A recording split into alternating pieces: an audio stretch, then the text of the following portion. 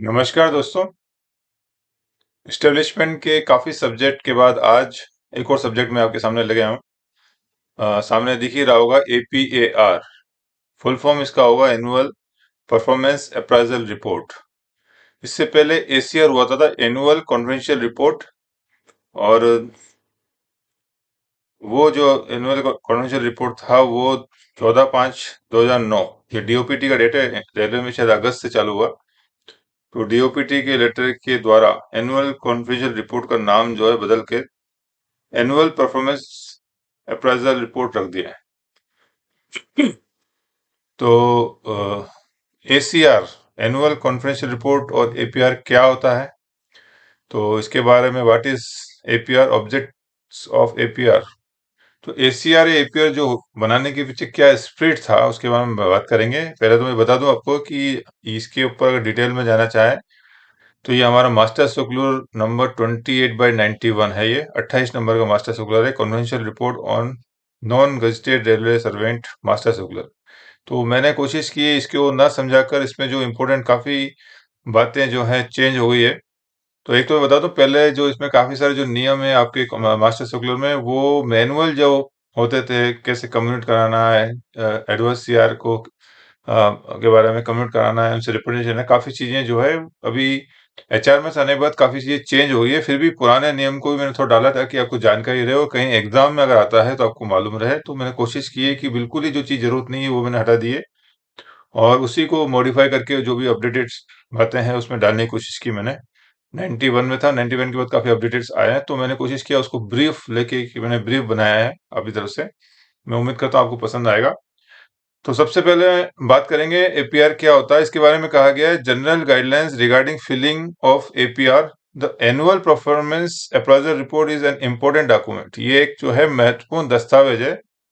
It provides the basic and vital inputs for assessing the performance of an officer.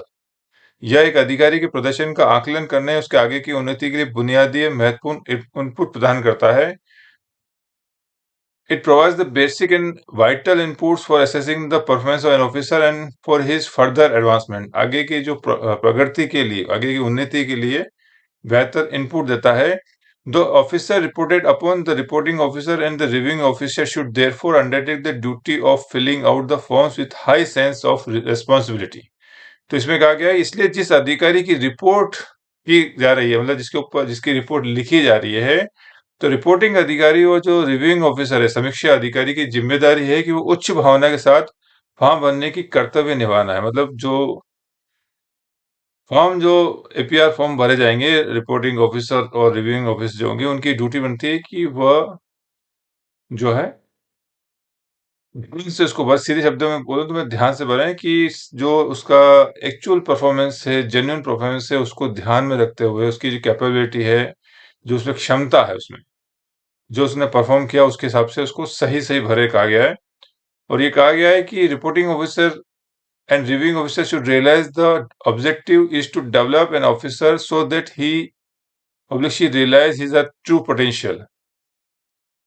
Reporting अधिकारियों और समीक्षा अधिकारियों को यह एहसास होना चाहिए कि इसका उद्देश्य जो APR का उद्देश्य जो है एक अधिकारी को विकसित करना है ताकि वो अपनी वास्तविक क्षमता को एहसास कर सके। इसका अभिप्राय दोष ढूंढने की प्रक्रिया से नहीं बल्कि विकासात्मक प्रक्रिया से होना चाहिए। मतलब APR जो भरे जाएंगे, ये नहीं कि कर्मचारी काम कर रहा है तो हम उसकी सब कमियां निकाल रहे हैं।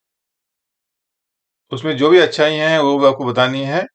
कमियां के लिए APR नहीं बना है, कमियां निकालने के लिए आपकी अच्छाइयां बताने के लिए बताया गया है।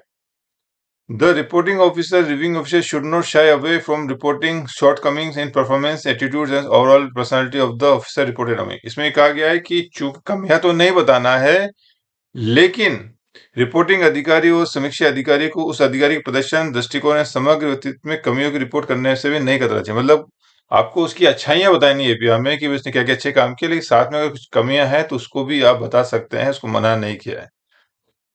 तो मैं कुछ कहना चाहूंगा, जो मेरा पर्सनल व्यू है कि APR या ACR जो बनाने के पीछे जो स्पिरिट थी, जिन लोगों ने बनाया, जिन अधिकारियों ने बनाया, बड़ी अच्छी स्पिरिट थी कि किसी भी कर्मचारी का मूल्यांकन करना है, उसको मोटिवेट करना है, उसके जैसे बताया गया है कि उसके आगे की उन्नति के लिए बुनियादी महत्वपूर्ण इनपुट करना है। इसमें मेरे को कुछ अपने पर्सनल एक बात कहनी है कि मेरा जो पर्सनल एक्सपीरियंस है काफ़ी सर्विस की, मैं थोड़ा नेगेटिव बोल रहा हूँ। मुझे कभी भी ये नहीं लगा है कि किसी की एपीआर बनने से किसी की उन्नति होगी, किसी का नेचर चेंज हो गया है, वो बहुत अच्छा काम करने लगा है। क्योंकि मेरा ये मानना है कि रेलवे में जो एम्प्लॉइज होते हैं उसमें मेरा पर्सनल एक्सपीरियंस है कि कुछ 3 तरह के मैं कैटेगरी में डिवाइड करता हूँ। जो मेरा पर्सनल एक्सपीरियंस है कि कुछ ऐसे होते हैं जो बहुत अच्छा काम करते हैं, आप उनको कुछ भी बोलो आएंगे, काम करेंगे और चले जाएंगे। कुछ ऐसे होते हैं जो कसम खाते हैं काम ही नहीं करना हमारे को और बड़ी मुश्किल से काम करते हैं, और कुछ होते हैं जो बीच के होते हैं जो अच्छा भी कर सकते हैं और खराब भी कर सकते हैं। तो जो अच्छा कर रहे हैं उनका ऑब्वियसली आप सीआर अच्छा ही करोगे, और जो बुरा कर रहे हैं उसका बुरा ही करोगे। और बीच वाले जो हैं अगर अच्छा कर रहे हैं तो अच्छा सीआर भरोगे, या कम अच्छा कर रहे हैं तो जैसा भी सीआर भरोगे। तो जो स्पिरिट है, मैं इसके बारे में ज्यादा नहीं कहूंगा कि इसमें जिसने भी बनाया उसकी स्पिरिट अच्छी थी, उनको लगा कि अगर अच्छे सीआर भरे जाएंगे तो काम अच्छा होगा। मेरा पर्सनल एक्सपीरियंस ये है कि सीआर भरना अच्छी बात है, स्पिरिट है, सीआर भरने से मोटिवेट मिलता है। मैं अपनी बात भी कहूँ, जैसे मेरे सीआर अच्छे होते हैं तो मोटिवेशन मिलता है। तो इसमें मैं ये नहीं कह रहा हूँ कि सीआर से मोटिवेशन नहीं मिलता है या सीआर नेगेटिव चीज, सीआर बहुत अच्छी चीज। लेकिन इससे पहले प्रिलिमिनरी जो मेरे मानना है कि जो रिपोर्टिंग ऑफिसर और रिव्यूइंग ऑफिसर की इसमें बात की है कि जो सीआर भरते हैं ये उसकी मूल्यांकन करते हैं। लेकिन मेरा पर्सनल एक्सपीरियंस है कि मेरा खुद का भी एक्सपीरियंस मैं शेयर करूंगा कि रिपोर्टिंग ऑफिसर कई बार सुपरवाइजर भी होते हैं या इमीडिएट गजेटेड ऑफिसर भी होते हैं। अगर मान लीजिए लेवल 7 के जो एम्प्लॉई हैं इमीडिएट गजेटेड ऑफिसर होते हैं जूनियर स्केल, और 42 एंड बिलो के लिए जनरली आजकल लेवल 7 के सुपरवाइजर करना है। तो मेरा पर्सनल जो इसमें वीडियो के बारे में कहना चाहता हूँ कि सीआर बढ़ने से मेरे हिसाब से तो पर्सनल व्यू है कि इतना आपका कर्मचारी का जो है उत्थान नहीं होता, उसमें जागरूकता नहीं आती है। लेकिन मेरे पर्सनल एक्सपीरियंस में लोगों में जागरूकता आई है, मेरे खुद में भी आई है, और कई लोगों में देखा जागरूकता आई है। मेरे साथ में जो काम करते हैं कई लोगों को जागरूकता आई है। क्यों आई है? तो मेरा पर्सनल एक्सपीरियंस सीआर बनने से नहीं है, बल्कि जो रिपोर्टिंग ऑफिसर है, जो सुपरवाइजर भी है, तो जब वो सुपरवाइजर कुर्सी पे बैठा है और उसके अधीनस्थ जो कर्मचारी काम कर रहे हैं, उसके सबऑर्डिनेट में एम्प्लॉइज वर्किंग अंडर हिम, तो उसका जो नेचर होता है, जो कैरेक्टर उसका है, उसका सपोर्टिव होना चाहिए कि भाई मेरे स्टाफ है, मैं बैठा हूं आपके लिए। तो इसके लिए मैं एक छोटी सी कहानी सुनाऊंगा। महाभारत का युद्ध सबने देखा होगा। महाभारत के युद्ध में कृष्ण भगवान जो होते हैं पांडवों के साथ में थे। तो मेरे ख्याल से कृष्ण भगवान ने हथियार नहीं उठाया है, ठीक है। और पूरी महाभारत जो जीती है वो पांडवों ने जीती है, लेकिन जिताया कृष्ण भगवान ने। कृष्ण भगवान, तो मैं चाहता हूं कि जो सुपरवाइजर है, कोई भी इशू है, कृष्ण भगवान ने क्या कहा, मैं हूं तुम्हारे साथ। पांडव को कहा कि मैं तुम्हारे साथ में हूं, और जहां जहां पांडवों को जरूरत पड़ी मदद की, कृष्ण भगवान की उसकी मदद की। मेरे साथ भी ऐसे हुआ है कि जो मेरे इमीडिएट सुपरवाइजर, जब मैं ग्रुप सी में था और मेरे इमीडिएट सुपरवाइजर जो ग्रुप सी में थे, और जब मैं हायर ग्रुप सी में पहुंचा या गजेटेड में भी आया, तो मेरे जो इमीडिएट गजेटेड ऑफिसर थे वो बिल्कुल समझ लीजिए कृष्ण की तरह थे। मुझे लकीली अच्छे मिले मेरे को सुपरवाइजर, और जो मेरे गजेटेड ऑफिसर, इवन मैं भी जब अभी मैं ऑफिसर हूँ और मेरे नीचे जो काम कर रहे हैं, तो मैंने एक चीज देखी है कि अगर हमारा जो नेचर, हमारा जो कैरेक्टर है, जो हमारा सुपरविजन है, बिल्कुल कृष्ण की तरह होगा कि आप बिल्कुल उनको, आपके स्टाफ को लगना चाहिए कि हम एक अच्छे इंसान के सिलेक्शन में हैं। तो कोई भी हम जब काम कर रहे हैं, गाइडेंस के लिए आप तैयार हो, तो आप काम करो, मैं बैठा हूँ, कोई भी डाउट हो, कोई भी इश्यू होता है, मैं बैठा हूँ और आप उसको सपोर्ट करो। तो जैसे कृष्ण भगवान ने महाभारत में को जीतने के लिए पांडवों को इस प्रकार सपोर्ट किया, अगर रेलवे के अंदर बात करूं, या मेरा मानना है किसी भी डिपार्टमेंट में, किसी भी ऑर्गेनाइजेशन में, वैसे सेंट्रल गवर्नमेंट सभी में एपीआर भरे जाते हैं, तो मेरा ये मानना है कि जो इमीडिएटली सुपरवाइजर यानी रिपोर्टिंग ऑफिसर जो है, चाहे वो ग्रुप सी हो चाहे गजेटेड हो, उसके बाद रिव्यूइंग ऑफिसर, ये दोनों लोग अगर जहां का काम कर रहे हैं वहां उसका एटमोस्फियर अगर इस तरह का बनाए, सिर्फ कमियां नहीं निकाल, अगर किसी में कुछ कमी है, ठीक है भाई तुम आओ, उसको गाइड करे, उसकी कमी को दूर करो, और जहां कर्मचारी अच्छा काम कर रहा है उसको बोले वेरी गुड यार, तुमने बहुत अच्छा काम किया है, उसको मुंह पे बोले बहुत अच्छा। क्योंकि सीआर एक साल के बाद बहुत लेट भरी जाती है, और आपको डे टू डे काम करना है। तो मेरा पर्सनल ये है कि आप डे टू डे स्टाफ जो आ रहा है आपके अंडर में, आप उसको गाइडेंस दें। उसको नहीं आता है उसको बताइए, ऐसा कीजिए, गलती होती है, हाँ भाई कोई बात नहीं, इसको ऐसा कर लो, उसको गाइड करो। और जहां वो अच्छा कर रहा है, अब उसको बोले हाँ बहुत अच्छा काम किया, वेरी गुड। और बाकी लोगों के सामने बता दो कि उन्होंने इतना अच्छा काम किया है, बाकी लोग भी मोटिवेट होंगे कि हाँ भाई ये अच्छा काम करने में तारीफ होती है, और गलत काम करने में उसको सुधारा जाता है। एटीट्यूड मेरे ख्याल से रिपोर्टिंग ऑफिसर और रिव्यूइंग ऑफिसर का ऐसा होना चाहिए कि कमियों को बता के उसको ठीक करना, और जहाँ अच्छा काम किया है वहां उसको अप्रिशिएट करना। और मेरा ये पर्सनल एक्सपीरियंस है कि मेरे ऊपर भी मैंने देखा है कि इस तरह का जो एटमोसफियर मुझे मिला, मैंने काफी प्रोग्रेस की, आज मैं वीडियो बना रहा हूँ। ये इसीलिए बना रहा हूँ कि मेरे जो बॉस थे, मुझे याद है जब मैं विजिलेंस में था, मेरे बॉस जब थे तो मैंने देखा विजिलेंस में जिन्हें लेक्चर वगैरह सिर्फ ऑफिसर ही लेते हैं, अक्सर मैंने देखा है आपको। लेकिन जब मैं विजिलेंस में था तो मेरे बॉस ने मुझे आगे खड़ा किया कि तुम राधेश्याम तुम लेक्चर लो सब्जेक्ट पे, और वहां से मैंने लेक्चर लेना स्टार्ट किया, और आज मैं यूट्यूब में वीडियो बना रहा हूँ, लोगों को गाइड कर रहा हूँ कि बॉस ने मुझे आगे सपोर्ट किया। तो कहने का मतलब ये है कि रिव्यूइंग ऑफिसर और रिपोर्टिंग ऑफिसर जो है वो एक इंसान को जीरो से हीरो बना सकते हैं, और हीरो से जीरो बना सकते हैं। सीआर भरना तो बहुत साल में एक बार होता है, ठीक है, लेकिन आप डे टू डे अगर आपका नेचर, आपका जो सपोर्ट अच्छा रहे तो आप बहुत अच्छा स्टाफ को, अपना रेलवे में अगर जितने भी लोग हैं जो कम जानकार, अगर उनको अच्छा सपोर्ट मिले तो काम जो है बहुत अच्छा आप निकाल सकते हैं, और मैंने तो निकाला है। तो मैं ये बोलूंगा कि सीआर भरने के साथ साथ अगर reporting officer, reviewing officer staff की कमियां निकालने बजाय अगर उनको गाइड करें, कमियों को दूर करते जाएं, अगर रिपोर्टिंग ऑफिसर, रिव्यूइंग ऑफिसर, तो कमियां सारी खत्म हो जाएगी। तो फिर जो आउटपुट आएगा बहुत अच्छा आउटपुट आएगा। तो मैं जस्ट ये मैं कहना चाह रहा था कि एपीआर जो है बहुत हल्के में ना ले जाए, और एपीआर की भी एक इम्पोर्टेंस है। आगे मैं और बताऊंगा एपीआर की क्या इम्पोर्टेंस है। तो ये मैंने आपको बता दिया है कि एपीआर जो है, इससे पहले एसीआर हुआ करता था, 2009 से इसका नामकरण बदल दिया है, एपीआर कर दिया है। एपीआर के बारे में बता दूं कि एपीआर जो है इसमें लिखा हुआ था APR of non registered staff of level 6। हालांकि मेरे हिसाब से यहाँ इन लेवल 6 नहीं होना चाहिए, अप टू लेवल 6 होना चाहिए, क्योंकि सिर्फ लेवल 6 नहीं, इसके लेवल 1 टू लेकर 5 के बारे में क्या है, तो मेरे ख्याल से तो अप टू लेवल 6 होना चाहिए। उसको shall be reported upon by immediate supervisor, that is senior supervisor, in level 1, level 7, GP 4600, and it shall be reviewed by junior scale officer, senior scale officer, और by the next high authority. तो जितने भी railway में level 1 से लेके level 5 तक, level 6 तक जो कर्मचारी है, उनका जो एपीआर है, और लेवल 7 में जो सुपरवाइजर होंगे, सीनियर सुपरवाइजर, उनके द्वारा बजाएंगे। उसके बाद नेक्स्ट रिव्यू जो होंगे वहां पर अवेलेबल जो भी जूनियर स्केल या सीनियर स्केल ऑफिसर होंगे, उसके बाद जो एक्सेप्टिंग अथॉरिटी, उसके बाद नेक्स्ट अथॉरिटी होगी। ये कहा गया है रेलवे बोर्ड ने। उसके बाद बताया section 2, for promotion to group B shall be reported upon by junior scale officer, reviewed by senior scale officer and accepted by JG selection grade and deputy HOD level. तो एक तो मैं बता दूं आपको कि रेलवे में जैसे अभी मैं लोगों की वीडियोस बना रहा हूं, ताकि लोग, जो गजिस्ट्रेट का एग्जाम होता है 70% एंड 30%, अभी एग्जाम की नोटिफिकेशन, बोर्ड का लेटर निकल गया रिसेंटली 4 दिन पहले, और कहा गया अभी एग्जाम कर लो। तो जनवरी में मेरे ख्याल से पूरे इंडियन रेलवे में 2024 में नोटिफिकेशन कुछ का मैंने देखा, साउथ सेंट्रल रेलवे का तो निकल गया मेरे को रिसेंटली, और बाकी के भी चालू हो गया, शायद मोस्ट प्रोबेबली जनवरी में सबके निकल जाएंगे। तो ये गजिस्ट्रेट के लिए मैंने एक पूरा वीडियो बनाया हुआ जिसमें बताया था गजिस्ट्रेट में आपको एग्जाम में बैठना है आपको, तो मिनिमम आपका लेवल 6 होना चाहिए। लेवल 6 में 3 साल या 5 साल, रैंकर के लिए 3 साल और एलडीसी के लिए 5 साल होना चाहिए, तब आप एलिजिबल होते हो। तो लेवल 6 से अबव, लेवल 6 एंड अबव वाले जो है, चूंकि गजिस्ट्रेट ऑफिसर के एग्जाम में बैठ सकते हैं और गजिस्ट्रेट ऑफिसर बन सकते हैं। तो इनके एपीआर में एक सेक्शन 2 होता है अलग से, जो 5 उसमें एट्रीब्यूट्स होते हैं, उसमें आपका और मूल्यांकन होता है 5, और अलग अलग उसमें तथ्य उसमें मैटर होते हैं। तो उसके उसको जो भरने का काम है वो सीनियर सबॉर्डिनेट नहीं भरेगा लेवल 6 में, वो सिर्फ जूनियर स्केल ऑफिसर ही भरेगा, यानी गजिस्ट्रेट ऑफिसर बनेगा। ये कहा गया है पैरा 2 में।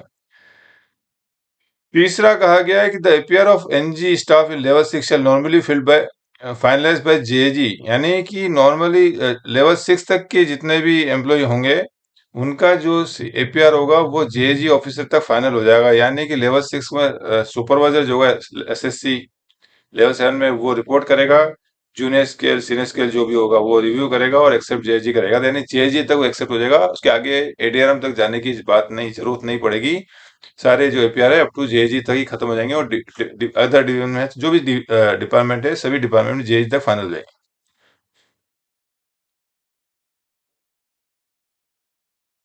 एपीआर कंप्लीट होने के बाद अगर कोई एपीआर से कोई संतुष्ट नहीं है कर्मचारी, मान लीजिए किसी को गुड मिला, वेरी गुड मिला, एवरेज मिला, तो उसमें कहा गया है कि the concern officer shall be given the opportunity to make any representation against the entries and the final grading given in the report within a period of 15 days from the date of receipt of entries in APR In case no representation is received within 15 days, it shall be deemed that he has no representation to make and the APR will be treated as final. इससे पहले मैं एक बात बताना चाहूंगा, एक चीज मेरी भूल गया कि जब मैं डिवीजन में काम करता था तो मैंने देखा कई लोग जब सिलेक्शन होते थे तो एपीआर को देखना नहीं आता लोगों को। तो मैं आपको बता दूं कि एपीआर के जो मार्क्स होते हैं वो आगे मैं बताऊंगा पीछे कि मार्क्स कैसे काउंट होते हैं सिलेक्शन में। तो एपीआर के अंदर जो कोई किसी भी कर्मचारी का एपीआर देखा जाता है तो रिपोर्टिंग ऑफिसर के क्या रिमार्क्स है, उसके बाद रिव्यूइंग ऑफिसर के क्या रिमार्क्स है, फिर एक्सेप्टिंग ऑफिसर के क्या रिमार्क्स है। कई बार मैंने देखा है कि लोग जो अकाउंटल करते हैं प्रमोशन में या उसमें, तो उसमें रिपोर्टिंग ऑफिसर ने जो सीआर दिए हैं, मान लीजिए किसी के रिपोर्टिंग ऑफिसर ने आउटस्टैंडिंग दिए हैं, तो हमारे रिकॉर्ड में आउटस्टैंडिंग करते, बल्कि आपको देखना है कि अगर आउटस्टैंडिंग रिपोर्टिंग ने दिया, अगर रिव्यूइंग ऑफिसर ने उसको वेरी गुड कर दिया है और फिर एक्सेप्टिंग अथॉरिटी ने इनको एक्सेप्ट किया, सिंपल एक्सेप्ट, तो हम क्या करते हैं सीधा रिपोर्टिंग और सीधा रिव्यूइंग देखते हैं एक्सेप्टेड। तो उसमें वो गलत हो जाता है। आपको पहले देखना है किसी भी आदमी का एपीआर जब देखना है for the purpose of selection की बात कर रहा हूँ, जो डिपार्टमेंट में पर्सनल डिपार्टमेंट को जनरल देखना होता है, तो आपको सबसे पहले जो एपीआर देखोगे तो आप पहले देखिए कि रिपोर्टिंग ऑफिसर ने क्या भरा है। आपको डायरेक्ट एक्सेप्टिंग अथॉरिटी को नहीं जाना है। कई बार कई को तो ये मालूम ही नहीं होता एक्सेप्टिंग अथॉरिटी को, उनको देखना सीधे रिपोर्टिंग ऑफिसर को चेक करके वो लिखते जाते हैं अपने सिलेक्शन के उसमें शीट के अंदर। तो मैं बता दूं आपको, सबसे पहले आपको जो है रिपोर्टिंग ऑफिसर का ग्रेडिंग देखना है, उसके बाद रिव्यूइंग ऑफिसर का ग्रेडिंग देखना है, उसने कुछ कम किया है कि स्टैंड गुड एग्रीड किया है। कई बार वो एग्रीड लिख देते हैं तो ठीक है, कोई दिक्कत नहीं, कई बार वो कम कर देते हैं, आउटस्टैंडिंग का वेरी गुड कर देते हैं। और फिर एक्सेप्टिंग अथॉरिटी भी कई बार लिखते हैं दोबारा आउटस्टैंडिंग, या फिर सिंपल एग्रीड करते हैं। तो अगर आपको रिपोर्टिंग ऑफिसर और रिव्यूइंग ऑफिसर ने कुछ चेंज नहीं किया है और सामने वाली एक्सेप्टिंग अथॉरिटी ने सिर्फ एक्सेप्ट किया है, तो फिर ठीक है, आपने रिपोर्टिंग ऑफिसर ने किया। लेकिन अगर मान लीजिए रिपोर्टिंग ऑफिसर ने आउटस्टैंडिंग दिया हुआ है और रिव्यूइंग ऑफिसर ने कम करके वेरी गुड कर दिया है और फिर एक्सेप्टिंग अथॉरिटी ने वापस उसका आउटस्टैंडिंग लिख के साइन किया है, ठीक है, और नहीं लिखा सिर्फ एक्सेप्ट किया है, तो फिर आपका रिव्यूइंग ऑफिसर का जो वेरी गुड वाला है वो सीआर आपको अकाउंटर में लेना है। ये चीज मैं बता दूं आपको, तो आपको तीनों देखना पड़ेगा। लेकिन अगर एक्सेप्टिंग अथॉरिटी ने लिख दिया वहां पे आउटस्टैंडिंग करके साइन कर दिया, एक्सेप्टेड कर दिया, तो फिर आपको दिक्कत नहीं क्या है आपका।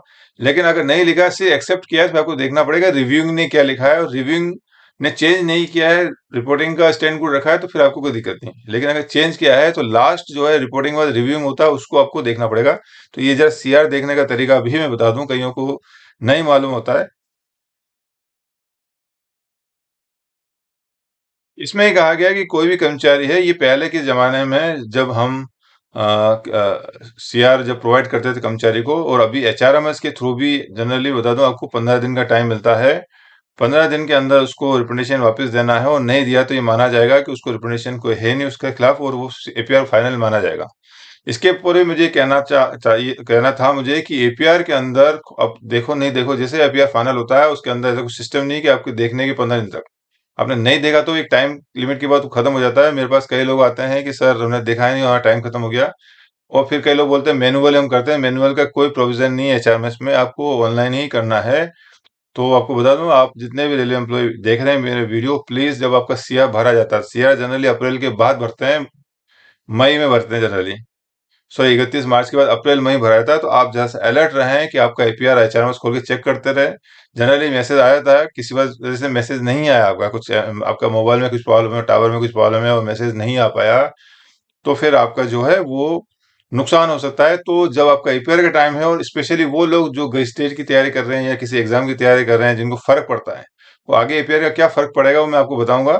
तो उसके से आपको नुकसान ना हो तो आप अपना टाइमली चेक करते रहे एचआरएस में कि कहीं एपीआर का जो है फाइनल हो तो नहीं गया।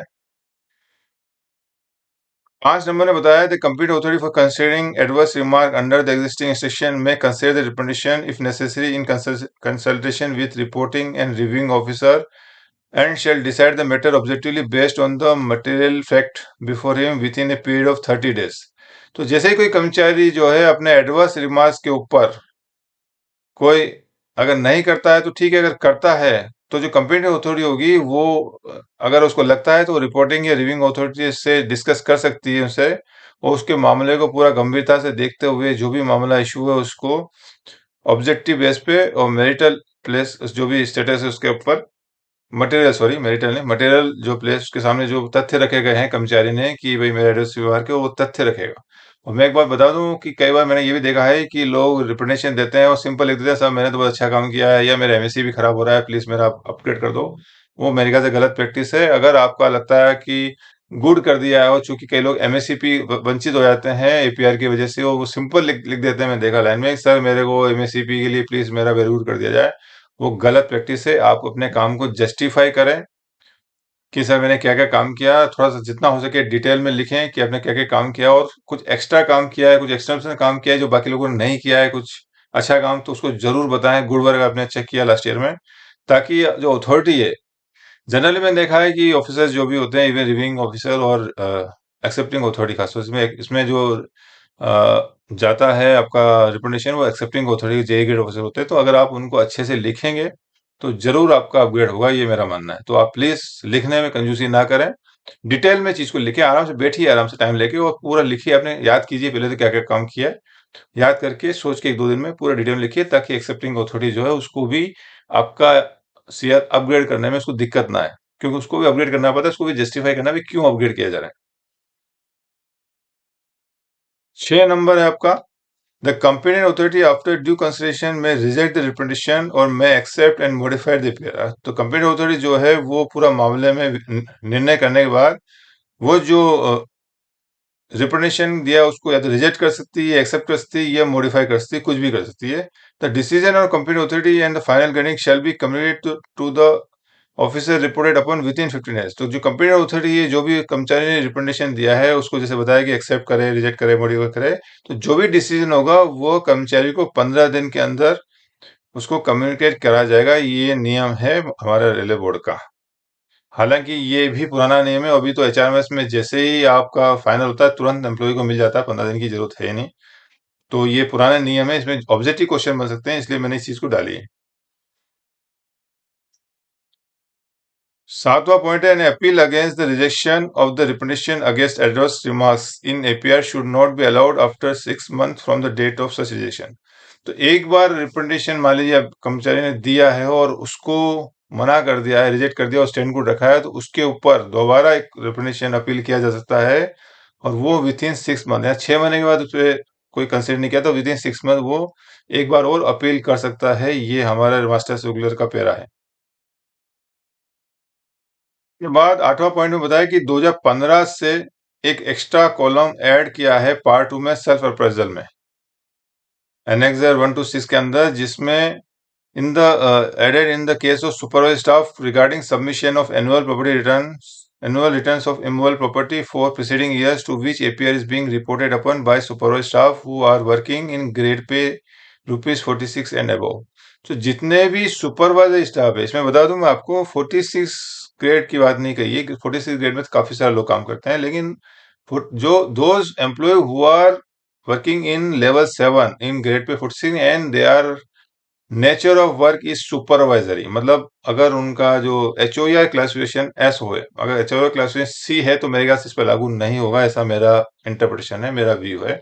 आप अपने लेवल को एग्जामिन कर लीजिए, लेकिन मेरा ये मानना है कि उन्होंने सुपरवाइजर स्टाफ बोला है, तो जिनका एचओआर क्लासिफिकेशन एस आता है, सुपरवाइजरी आता है, तो उनको वो जो सभी लोग जो लेवल 7 में एंड अबव में काम कर रहे हैं, उनको हर साल 31 जनवरी तक शायद, पिछले एक साल में जो भी चल अचल संपत्ति, मतलब अचल संपत्ति, चल का नहीं है इसमें, अचल संपत्ति जो है उसका डिटेल्स एनुअल रिटर्न भरना है आपको। गजेटेड को ऑफिसर को भी भरना होता है 31 जनवरी तक, हमको भी भरना होता है।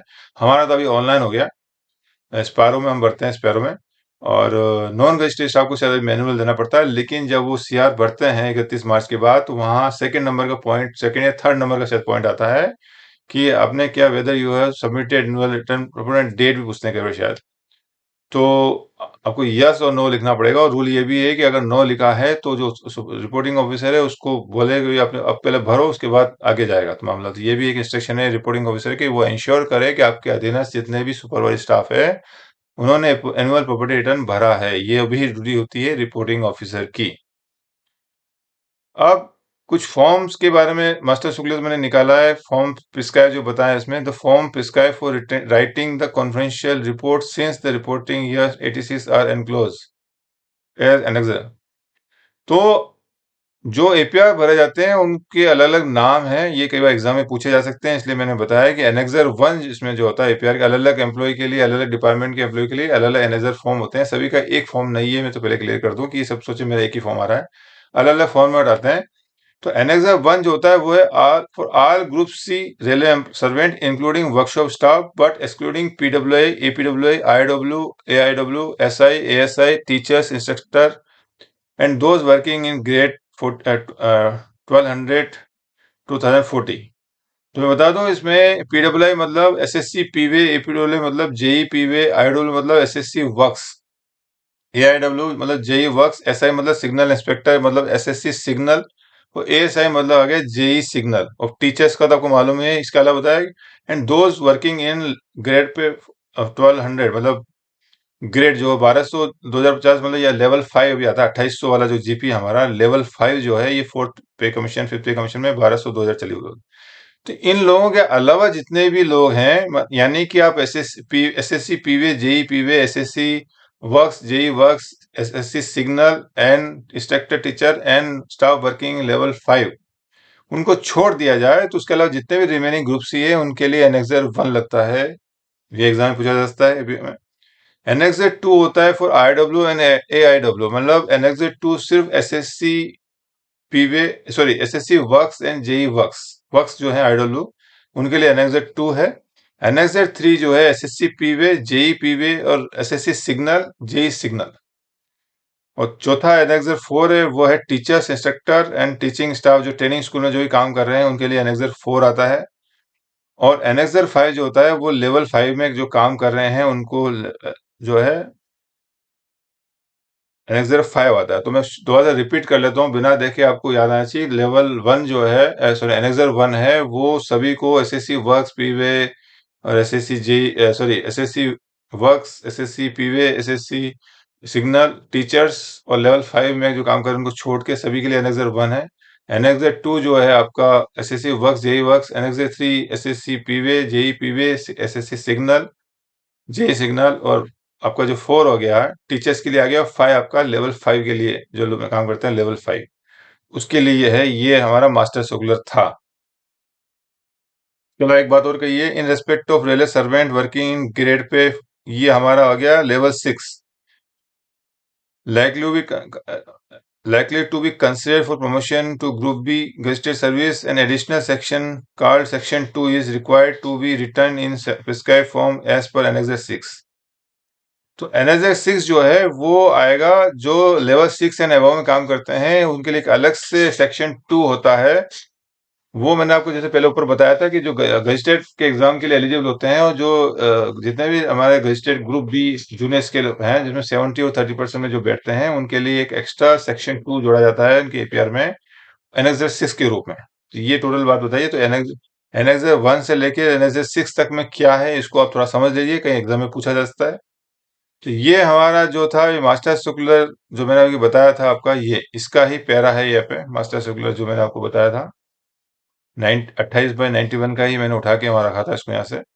और इसके बाद अभी जो हमारा लेटेस्ट जो मैंने बताया, ये मैंने एचआरएमएस का पीडीएफ से मैंने निकाला था। इसके हिसाब से जो हमारा एचआरएमएस में जो चल रहा है उसको मैं रिपीट बता दूं। लेवल 1 के लिए सिंगल फॉर्म है, लेवल 2 एंड 3 के लिए सिंगल फॉर्म है, और उसमें लेवल 5 बताया था। इसके अंदर लेवल 4 एंड 5 के लिए एनेक्सर 5 बता दिया है यहाँ पे।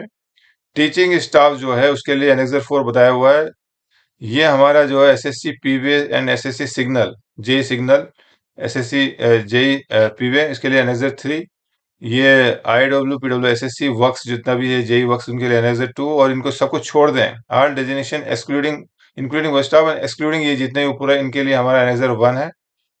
राजभाषा स्टाफ के लिए कुछ राजभाषा फॉर्म आता है। रेलवे बोर्ड के लिए अलग अलग फॉर्म्स है कुछ, और आरपीएफ एम्प्लॉयज के लिए आरपीएफ फॉर्म, या फ्लोर की जगह गलती से टाइप हो लगता है, आरपीएफ फॉर्म 1 एंड 2 है आरपीएफ स्टाफ के लिए। ये मैंने एचईआर का जो पीडीएफ मुझे मिला था, एचआरएमएस में, सॉरी, वहां से मैंने निकाला है लेटेस्ट जो एचआरएमएस में जो डील इस तरह के फॉर्म मिलेंगे आपको। अब इश्यू आता है कि एपीआर की क्या जरूरत है, क्यों हम एपीआर को सीरियसली लें। तो मैं इसमें कुछ ये कहना चाहूंगा कि कोई भी ऑर्गेनाइजेशन है उसके अंदर डिसिप्लिन मेंटेन करना जरूरी है, अच्छी एक प्रोडक्टिविटी के लिए, फॉर ए गुड प्रोडक्टिविटी, अच्छा एनवायरनमेंट रहे उस ऑर्गेनाइजेशन में और अच्छा प्रोडक्टिविटी रहे, उसके लिए बहुत जरूरी है कि स्टाफ जो है डिसिप्लिन में रहे। तो 2 चीज़ें हैं वो एडमिनिस्ट्रेशन के हाथ में रहती है, अगर कर्मचारी कैसा काम कर रहा हो तो उसके लिए पहली चीज़ आपका डीआर होता है कि अगर कोई कर्मचारी काम नहीं कर रहा है या टाइमली काम नहीं कर रहा है, कुछ गलत कर रहा है, वायलेशन कर रहा है किसी चीज़ का, तो वो उसके ऊपर पेनल्टी लगा सकती है, चार्जशीट लगा सकती है। उसके अलावा दूसरी जो बाउंडेशन है एम्प्लॉय के ऊपर वो है एज एपीआर के रूप में कि अगर कोई बंदा काम नहीं कर रहा है तो ठीक है, कई बार काम कर तो रहा है लेकिन बहुत स्लो कर रहा है, जिसकी वजह से हम उसको चार्जशीट तो दे नहीं सकते। काम तो कर रहा है, जो 1 दिन का काम उसने 4 दिन में काम किया, तो अब काम तो उसने किया है, चार्जशीट क्या देंगे? तो कई बार चार्जशीट देने के अलावा एक और जो इक्विपमेंट है, हथियार है जो एडमिनिस्ट्रेशन के पास है, वो है एपीआर के रूप में कि अगर कोई बंदा काम कर ही नहीं रहा है तो फिर एडमिनिस्ट्रेशन उसका सीआरबी या एपीआर भी इसका खराब कर सकती है, ताकि उसको प्रमोशन आगे फ्यूचर में ना तो प्रमोशन मिलेगा ना उसको एमएससीपी मिलेगा। तो यानी कि being a good railway employee, good government employee, every government employee has to work, मतलब सब एम्प्लॉय को काम करना पड़ेगा। सैलरी तो हम ले ही रहे हैं, तो ये एक मॉरल ड्यूटी में हमारी है और एक ऑफिशियल भी है कि भाई आपको काम करना है। अगर काम नहीं करें तो आपको एक खिलाफ डीआर एक्शन लिया जा सकता है। साथ में एपीआर के रूप में भी आपको पनिशमेंट मिलेगा कि आपको इन फ्यूचर कोई प्रमोशन ना मिले या फिर आपको एमएससी भी ना मिले। तो एपीआर का क्या इफेक्ट होता है, क्यों एपीआर के प्रति हमको जागरूक होना चाहिए, क्यों हमको चाहिए कि हम एपीआर अच्छा रखें ताकि हमको प्रमोशन मिलते हैं। तो प्रमोशन में और एमएससी में क्या क्या नुकसान हो सकता है अगर एपीआर अच्छा ना हो, तो उसके लिए बताया एपीआर की क्या रिक्वायरमेंट है, क्या नीड है। तो प्रमोशन कोई भी कर्मचारी का जब होता है लेवल 1 से लेवल 2, 3, 4, 5, 6, 7, 8 जो भी है, तो उसमें मिनिमम जो बेंचमार्क है प्रमोशन में अप टू लेवल 6 जो है वो 6 नंबर है, 6 मार्क्स, यानी कि 3 साल के सीआर इन लास्ट 3 सीआर उसको मिनिमम 6 मार्क्स होने चाहिए, यानी मिनिमम एवरेज तो होना चाहिए। तो 6 मार्क्स भी आते हैं तो उसको प्रमोशन अप टू लेवल 6 मिल जाता है, और लेवल 7 एंड अबव के लिए 8 नंबर चाहिए। तो अगर आपको लेवल 7 एंड अबव 8 नंबर नहीं है तो आपको प्रमोशन छोड़ना पड़ेगा, आपको नुकसान हो जाएगा। इसलिए हर इंसान को चाहिए कि भाई मेरा सीआर अच्छा से वो काम करे और अच्छे से सीआर अपने करवा लें। और एमएससीपी के लिए बताया गया बेंचमार्क जो है एमएससीपी, उसके लिए वेरी गुड है लास्ट 3 साल में, यानी कि 3 साल में 12 नंबर होने चाहिए। एमएससीपी के ऊपर कई बार डाउट लोगों को आता है कि क्या सर रूल ऐसा है कि बेंचमार्क वेरी गुड है तो क्या तीनों एपीआर वेरी गुड होना चाहिए? तो ऐसा नहीं है। बोर्ड का पॉलिसी है कि आप एवरेजिंग, जैसे हम प्रमोशन में एवरेजिंग निकालते हैं, एपीआर में भी एमएससीपी में भी एवरेज निकालते हैं। यानी अगर किसी का वेरी गुड है, फिर अगला गुड हो गया, उसके बाद अगर आउटस्टैंडिंग हो जाता है तो टोटल अगर 12 नंबर हो जाते हैं तो वो एमएससीपी के लिए एलिजिबल होता है, उसको एमएससीपी दिया जा सकता है। ये मैं आपको बता दूं, कई लोग मेरे को पूछते रहते हैं, डाउट्स हैं। इसके अलावा एपीआर अगर बहुत खराब है, आदमी काम नहीं कर रहा है, तो प्रीमेच्योर रिटायरमेंट जो है सरकार के पास पावर है, वो प्रीमेच्योर रिटायरमेंट अंडर 56J दे सकती है उसको। इसके अलावा जो लोग, कई लोग डेपुटेशन में बाहर जाते हैं, deputation to foreign service and ex cadre post में जाते हैं, जैसे इंस्टीट्यूट मैंने बताया था टीचर्स के लिए हमने किया था कि एनेक्सर 4 था हमारा, ये एनेक्सर 4 था टीचिंग के लिए। तो कई हमारे जितने भी जोनल ट्रेनिंग स्कूल होते हैं, कई ट्रेनिंग स्कूल होते हैं, वहाँ इंस्ट्रक्टर की पोस्ट के लिए सिलेक्शंस होते हैं, तो उसमें भी आपके अगर सीआर खराब होंगे तो आप वहाँ नहीं जा पाओगे। सिमिलरली विजिलेंस वगैरह में अगर एग्जाम आपको सिलेक्शन होता है तो आपकी सीआर अगर खराब है तो वहाँ आपका सिलेक्शन नहीं होगा। तो इसलिए भी जरूरी है कि आप अपने सीआर या एपीआर जो है अच्छे रखें। तो ये रिक्वायरमेंट है कि एपीआर, इसकी वजह से आपको एपीआर अच्छा करना है। Some more facts of the APR के बारे में कुछ और बातें हैं। APIs to be written by the reporting officer immediately superior to the employee concerned and reviewed by the next authority. APR को संबंधित कर्मचारी से तुरंत वरिष्ठ रिपोर्टिंग करते, जो भी कर्मचारी उसकी इमीडिएट जो सुपरवाइजर है, जो मिनिमम लेवल 7 होना चाहिए, वो उसको रिपोर्टिंग करेगा, अथॉरिटी रहेगा। उसके बाद नेक्स्ट अथॉरिटी जो होगा उसकी रिव्यू करेगा। ये मैं ऑलरेडी पहले बता चुका हूँ, जस्ट रिपीट हुआ है। The reporting officer, reviewing officer has the at least 3 months experience of having supervised the work on which he can base is report on the officer report at रवेन। रिपोर्टिंग अधिकारी, समीक्षा अधिकारी के पास कार्य का परिवेशन करने के लिए कम से कम 3 महीने का अनुभव होना चाहिए, जिसके आधार पर वो अपनी रिपोर्ट उस अधिकारी पर आधारित कर सकता है जिस पर रिपोर्ट। तो ये एपीआर का जो बेस बेसिक फंडामेंटल रूल है कि रिपोर्टिंग ऑफिसर और रिव्यूइंग ऑफिसर दोनों तभी रिपोर्ट, किसी भी कर्मचारी का रिपोर्टिंग ऑफिसर या रिव्यूइंग ऑफिसर हो सकते हैं जब उस कर्मचारी ने मिनिमम 3 महीने काम किया। अगर 3 महीने से कम है मान लीजिए, तो वो रिपोर्टिंग अधिकारी रिपोर्टिंग नहीं कर पाएगा और रिव्यूइंग ऑफिसर रिव्यूइंग नहीं कर पाएगा। ये मैं बता दूं आपको। तो मिनिमम 3 महीने का कई बार एग्जाम में पूछा जाता है कि रिपोर्टिंग ऑफिसर के अंदर मिनिमम कितना समय काम करना पड़ेगा तभी रिपोर्टिंग ऑफिसर का भूमिका वो अदा कर सकता है। तो उसके लिए 3 महीने का आपको लिखा पड़ेगा। 3 महीने में कई बार ऐसा होता है कि मान लीजिए रिपोर्टिंग ऑफिसर के अंडर में आप गए हो या आप खुद हो और 3 महीने के अंदर आपने 10 दिन, 15 दिन, 25 दिन छुट्टी ले ली। तो अब एक डाउट आता है कि हमको इस छुट्टी को काउंट करना है या हमको सिर्फ वर्किंग डे पकड़ना है? ये कई लोगों के दिमाग में डाउट आता है, तो उसके ऊपर एक क्लैरिफिकेशन हो रहा है रेलवे बोर्ड का कि for completing the period of 3 months any leave for a period of more than 15 days should be deducted. यानी आपने अप टू 15 डेज छुट्टी ली है तो कोई दिक्कत नहीं है, 3 महीना हो जाएगा तो आपको रिपोर्टिंग कर सकता है, रिव्यू कर सकता है। लेकिन अगर 15 दिन से ज्यादा, मान लीजिए 20 दिन हुआ आपका, तो फिर आपको 20 दिन पूरा माइनस करके जो बचे हुए दिन हैं वो आपको देखना पड़ेंगे 3 महीने हुए कि नहीं है। लेकिन अगर मान लीजिए आप 10 दिन गए, अप टू शायद 15 दिन से मोर देन 15 डेज लिखा है, इवन 15 दिन भी आप गए हैं तो फिर आपको माइनस नहीं करना है, पूरा पूरा पीरियड देखना है फ्रॉम और टू। और अगर आपके 3 महीने 90 डेज हो जाते हैं उसमें, तो फिर बंदा रिपोर्टिंग ऑफिसर कर सकता है। सिमिलरली यही रूल रिव्यूइंग ऑफिसर के लिए भी है। छठा अगला पॉइंट है हमारा writing of ACR by officer under suspension. ये रेलवे बोर्ड का लेटर है 145/2001 आरबी नंबर है, जिसमें भी यही कहा गया कि it has been decided by board that no officer under suspension should be allowed to write review the ACR of his subordinate if during major part of writing reviewing he is under suspension as he might not have full opportunity to supervise the work of subordinate। तो जो अगर आपका reporting officer reviewing officer suspension में है और उसने major part जो है उसका जो पीरियड कर्मचारी का मेजर पार्ट में वो रिपोर्टिंग में और सस्पेंशन में रहा, तो चूंकि उसको मालूम ही नहीं है कुछ सस्पेंशन में रहा तो कि आपके जो बंदे ने जिसकी रिपोर्ट करनी है उसने क्या किया है। तो अगर मेजर पार्ट जो है वो बंदा सस्पेंशन में रहा तो भी वो रिपोर्टिंग और रिव्यूइंग ऑफिसर की भूमिका अदा नहीं करेगा। ये रेलवे बोर्ड का आरबी 145/2001 बोलता है। इसके अलावा अगर मेजर पार्ट नहीं है, अगर मान लीजिए थोड़ा सा कुछ ही पार्ट है आपका, कुछ कम समय के लिए सस्पेंड रहा, तो ऐसे का मामले में भी बोर्ड ने कहा है कि to be got return reviewed within 2 months from the date of is having been placed under suspension. Suspension होने के 2 महीने के अंदर वो या तो रिपोर्टिंग कर सकता है या रिव्यू कर सकता है, या फिर within 1 month from the date of his which report was due. अगर रिपोर्ट ड्यू था तो उसके 1 महीने के अंदर कर सकता है। जो भी इसमें बाद में विच एवर इज लेटर, इन दोनों में जो भी बात की घटना हो वो मानी जाएगी। फिर एक क्वेश्चन आता है कि can the reporting officer right the APR of his subordinate after retirement. यानी कोई कर्मचारी ये रिटायर हो गया है तो क्या वह अपने एज ए रिपोर्टिंग काम कर सकता है? तो बोलेगा हाँ, yes, with in 1 month of his retirement और डेमिशन ऑफ हिज ऑफिस। कर्मचारी को उस ऑफिस को छोड़ने या रिटायरमेंट होने से 1 महीने तक वो रिपोर्टिंग ऑफिसर का काम कर सकता है, ये बताया गया है इसमें। What is the retention period of APR of deceased employee. कोई कर्मचारी मर गया तो उसको एपीआर रिटेंशन के जो नियम है वो 2 साल तक उसके एपीआर को संभाल के रखना है। हालांकि अभी एचआर में इसमें सब सेव होता ही होता है, लेकिन ये पुराने नियम है, मैंने कहा बता दूं एक बार। How long APR of retired dismissed and resigned government servant can be retain. कोई कर्मचारी है रिटायर हो गया है, डिसमिस हो गया है या रिजाइन कर दिया है, तो उसकी जो सीआर है वो 5 साल तक आपको रखने हैं। ये कुछ नियम है, हालांकि अब तो एचआर में आने के बाद तो आपको सब रखने, सब मिलेंगे आपको, सेव हो जाएंगे। Premature retirement according to assessment. Under FR 56J of Fundamental Rules, the government has the absolute right to retire official prematurity on sufficient grounds. APR मूल्यांकन के अनुसार समय से पहले सेवानिवृत्ति मौलिक नियमों के जो हमारे फंडामेंटल रूल है उसके अंदर FR 56J के अनुसार जो है सरकार को पर्याप्त आधारों पर कर्मचारी को समय से पहले सेवानिवृत्त करने का पूर्ण अधिकार है। अगर किसी की एपीआर खराब है तो उसको सरकार जो टर्म्स एंड कंडीशन है उसके आधार पर उसको प्रीमेच्योर रिटायर कर सकती है।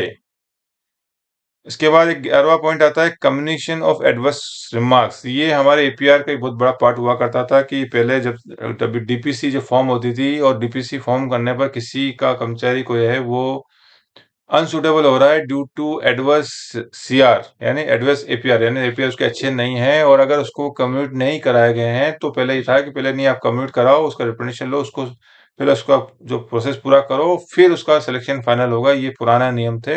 अब चूंकि एचआरएमएस आ गया है तो अभी non communication of adverse CR का वो बात ही नहीं था। हर जो एपीआर है वो कर्मचारी जैसे ही फाइनल होता है इमीडिएटली कर्मचारी के पास आ जाता है वो, और कर्मचारी की अब मोरल ड्यूटी खुद की बनती है कि वो टाइमली देख ले और अगर उसको रिप्रेजेंटेशन करना है तो कर दे। तो ये जस्ट ये मास्टर सर्कुलर में था तो मैंने कहा इस पॉइंट पे भी डिस्कस कर लूं। और एक और रूल है इसके अंदर कि कई बार मान लीजिए कोई कर्मचारी हो, उसका रिपोर्टिंग ऑफिसर रिव्यूइंग ऑफिसर भी कोई इसका क्लोज रिलेटिव है, तो उसमें भी एक नियम किया है कि क्लोज रिलेटिव को, एज फार एज जनरली तो ऐसा होना नहीं चाहिए। क्लोज रिलेटिव के अंदर में हमारा एक रूल और बनता है, जिसके अंदर है कि कोई भी क्लोज रिलेटिव आपके इमीडिएट क्लोज नहीं हो सकता है, वो हमारे एक और रूल है इसमें। लेकिन कई बार अनफॉर्चुनेटली ऐसा कुछ हो गया है, तो इसमें कहा गया है कि रिपोर्टिंग ऑफिसर आपका रिलेटिव है, तो रिपोर्टिंग ऑफिसर जो है रिपोर्टिंग नहीं करेगा, और उस केस में आपका जो रिविंग ऑफिसर हो जाएगा वो रिपोर्टिंग ऑफिसर हो जाएगा।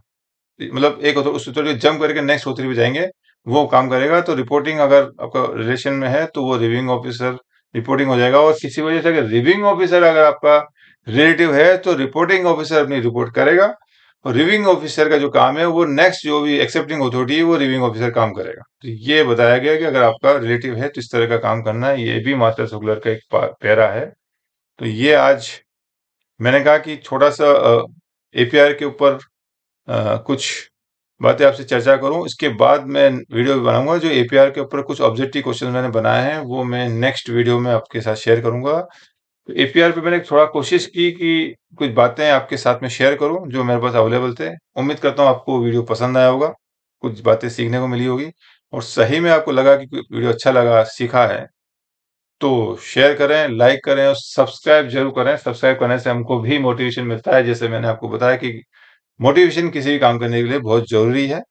तो प्लीज अगर सब्सक्राइब अभी तक नहीं किया है तो जरूर करें। Thank you.